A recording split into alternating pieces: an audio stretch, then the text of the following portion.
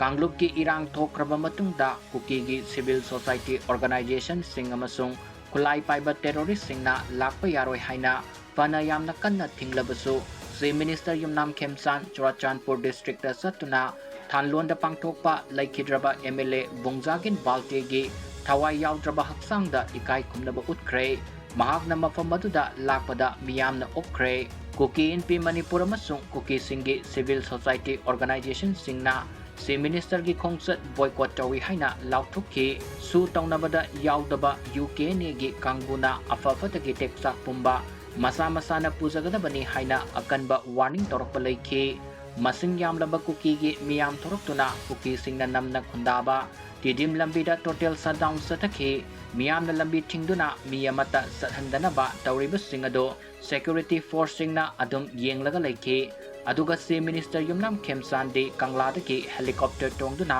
hengle fawba pairakhi mahaki khongsadatuda thangagi MLA Tongbram Robindro su loinarakhi Leiron Sanbagi Tauramda Wangangduna Chief Minister Yumnam Khemchan na haikibada ngasi nungtil Union Home Minister Amit Shah ga virtual meeting ama laibana helicopter da waina Churachandpur da satpani laikidraba Thanlon ACG MLA se yamna ingtappa luchingba mani Inkumjali Singaniga Taraga Tareta Manipur Legislative Assembly ge Speaker Oirakpadagi MLA Siga Yamna Naknaba Mari Thamduna Laki Haiki Inkumjali Singaniga Kungahumdoigi Megi Tang Marida Tokiba Laibak Tiba Tawdok Aduki Matangda Mahakna Haikibada Numit Aduda Karigumba Laikidraba MLA Duna Mahakalune Duna Leram Labadi Laibak Tiba Tawdok Adu Toklam Loidabani Baltegi Imung Manungasi Isamaki Imungum Nakali Laikidraba Baltegi Mafamda Aroiboina Ikai Kumnaba Utnabagidamag Churachandpur da Lakibani Tungda Paumi Singa Unabada Chief Minister Yumnam Khemchan haikibada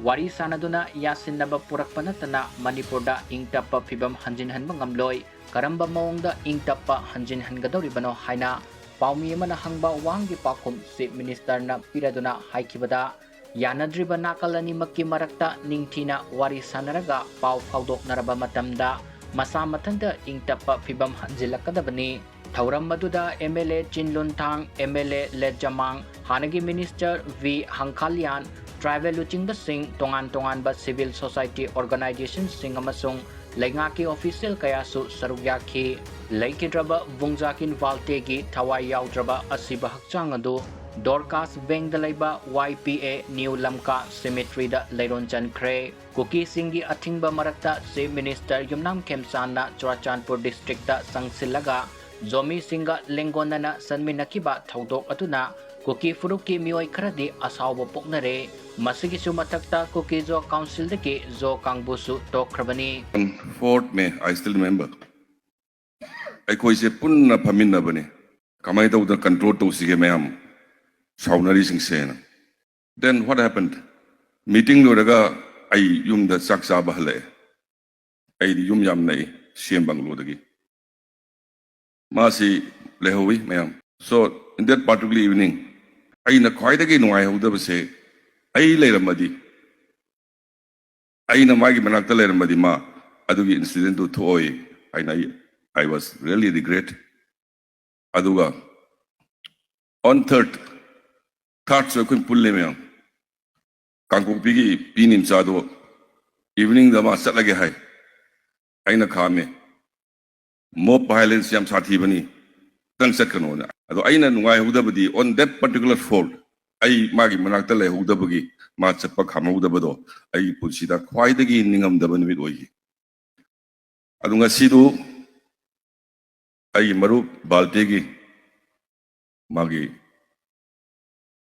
Driving one with the gi Saki Bagi